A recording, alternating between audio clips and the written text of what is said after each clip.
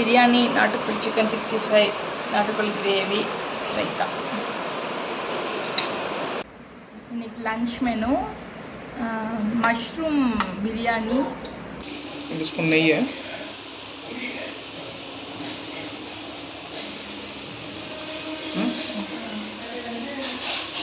எண்ணெய் நல்லெண்ணெய் நான் சேர்த்துக்கிறேன்.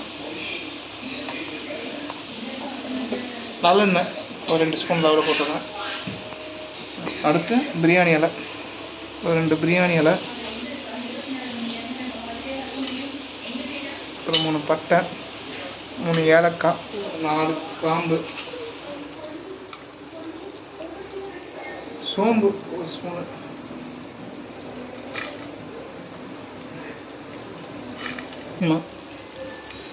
ஷாய் ஜீரா சும்மா லைட்டாக,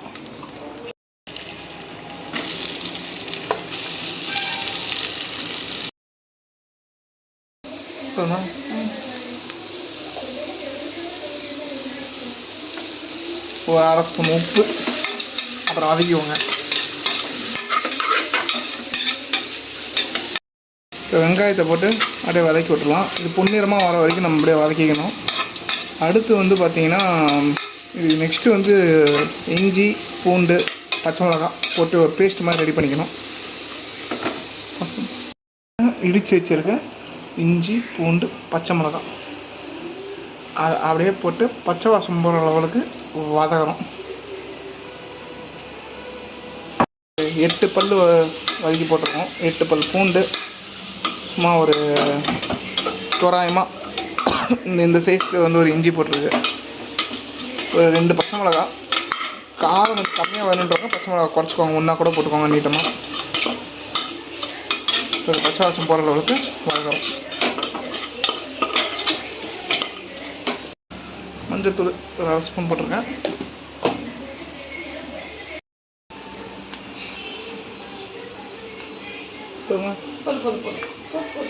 ஓகே, ஒரு 3/4 ஸ்பூன் போடுங்க. வெங்காயம் வதங்கினதுக்கப்புறம் பார்த்தீங்கன்னா மஞ்சத்தூள் ஒரு 1/2 ஸ்பூனு, கரம் மசாலா உங்களுக்கு தேவைக்கிறப்ப போட்டுக்கோங்க. அதுக்கப்புறம் பார்த்தீங்கன்னா இது மிளகாத்தூள் வந்து நான் காஷ்மீரி மிளகாத்தூள் யூஸ் பண்ணியிருக்கேன். அது கலருக்காக. உங்களுக்கு வேணும்னா நீங்கள் நார்மல் மிளகாத்தூளும் யூஸ் பண்ணிக்கலாம். அதுக்கேற்ற மாதிரி அட்ஜஸ்ட் பண்ணிக்கோங்க. வதக்கிடுங்க. இதுக்கு அடுத்தது பார்த்தீங்கன்னா ஒரு 2 தக்காளி இட்டு வச்சுருங்க, அதை ஆட் பண்ணிக்கலாம். 2லேருந்து 3 தக்காளி போட்டுக்கோங்க. இது கொஞ்சம் லைட்டாக பச்சை வாசம் போட்டும் இன்னும் லைட்டாக ஊற்றிக்கலாம். ரொம்ப ட்ரை ஆகி போச்சிடும்.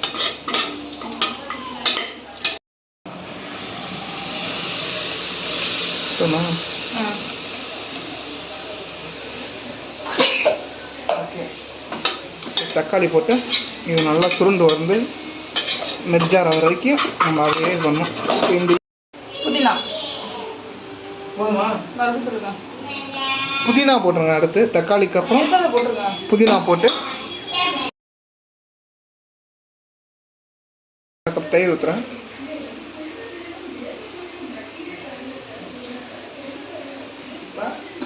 தயிரோடு சேர்த்து கொஞ்சம் புளிப்புக்காக அப்படியே கலக்கிறோம். திரும்பியும் கொஞ்சம் உப்பு போட்டிருக்கேன், ஏன்னா நெக்ஸ்ட் நம்ம இப்போ காளான் ஆட் பண்ண போகிறோம். அதனால் அதுக்கேற்ற மாதிரி உப்பு. ஃபைனலாக வந்து நம்ம அரிசி போட்டு தண்ணி இது பண்ணி பிரியாணி மூடுறதுக்கு, குக்கர் மூடுறதுக்கு முன்னாடி நம்ம உப்பு கன்ஃபார்ம் பண்ணணும். நம்ம அதை ஃபைனலாக பண்ணிக்கலாம். அப்போ அட்ஜஸ்ட்மெண்ட் அப்படியே காளான் ஃபுல்லாக போட்டுறோம்.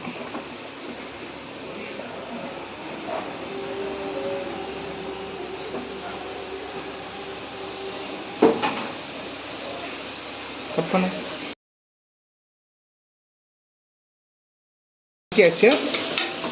நெக்ஸ்ட் என்ன பண்ண போகிறோம், பாஸ்மதி ரைஸு 3 கப்பு கொஞ்சம் பிரிஞ்சு வருது. அப்படியே ஒரு கிளறிட்டு அரிசி ஒரு 1/2 மணி நேரம் ஊற வச்சுருக்கோம். ஊற வச்சு தண்ணியை நல்லா வடிகட்டிட்டு அதுக்கப்புறம் போடுங்க. கொஞ்சம் பொறுமையாகவே கிளறுங்க, இல்லாட்டி உடஞ்சிடும் அரிசி. இப்போ வந்து 1 கப்புக்கு 1.25 தண்ணி போட்டிருக்கு. மொத்தம் ரவுண்டாக 4 கப்பு தண்ணி போடுறோம். 3 கப் அரிசி போட்டிருக்கோம். ஆமாம், 3 கப் அரிசி போட்டிருக்கோம், 4 கப் தண்ணி போட்டிருக்கேன்.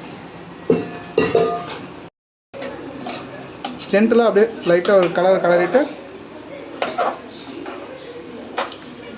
மல்லி போட்டு வச்சுருவாங்க. அப்படியே கொஞ்சம் ஃப்ளவருக்காக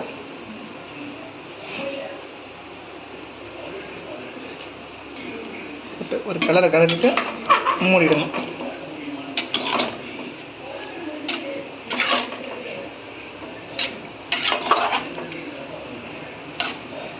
ஓகே, அவ்வளோதான். இப்போ ஒரு கலரியாச்சு. இப்போ பார்த்தீங்கன்னா மூடுறதுக்கு முன்னாடி நம்ம உப்பு ஒரு தடவை பார்க்கணும்.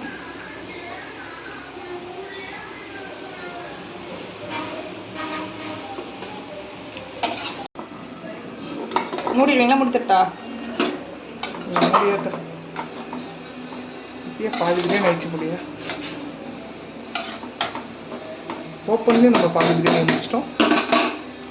இதெல்லாம் அப்படியே தான் போடுவோம் பாருங்க. ஒரு இது தள்ளி போனாலும் மூடு இருங்க. ஆனால் ஓகே, ஒரு விசில் வந்ததுக்கப்புறம் எடுத்துடலாம். ஹாட் பாக்ஸில் கொட்டிட்டு காமிக்கிறேன்.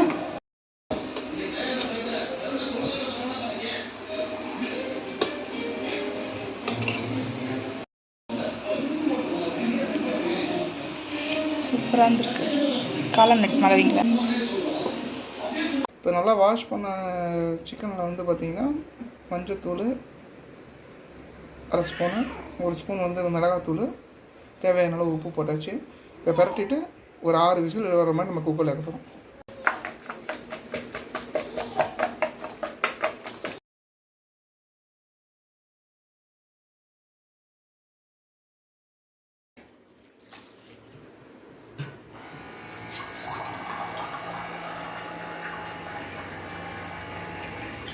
போதும் 2 கிளாஸ் தண்ணி போட்டாச்சு.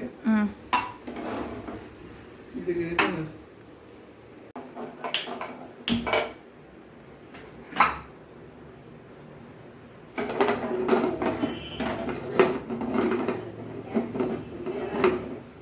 கொடுங்க, மூடி தரேன். குக்கரில் வச்சாச்சு. 6 விசில் வரணும்.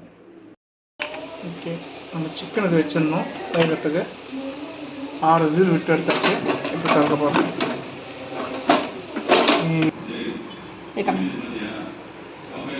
இது வேக வச்சதுக்கப்புறம், நாட்டுக்கோழியை வேக வச்சதுக்கப்புறமா எடுத்து இதில் போட்டு வறுவல் மசாலான்னு விற்கும் கடையில்.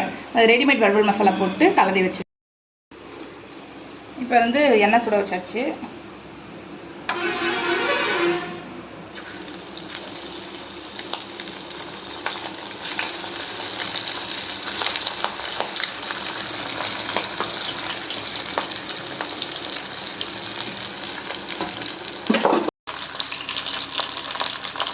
இது ஆல்ரெடி வெந்தது தான், அதனால் நம்ம ரொம்ப நேரம் வேக வைக்கணும்னு அவசியம் இல்லை.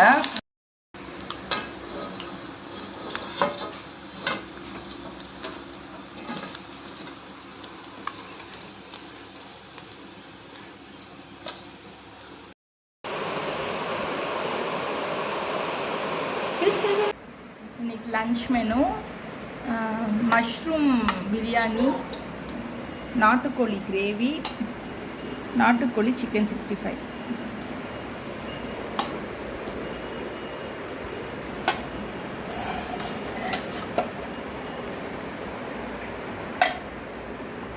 ரைத்தா.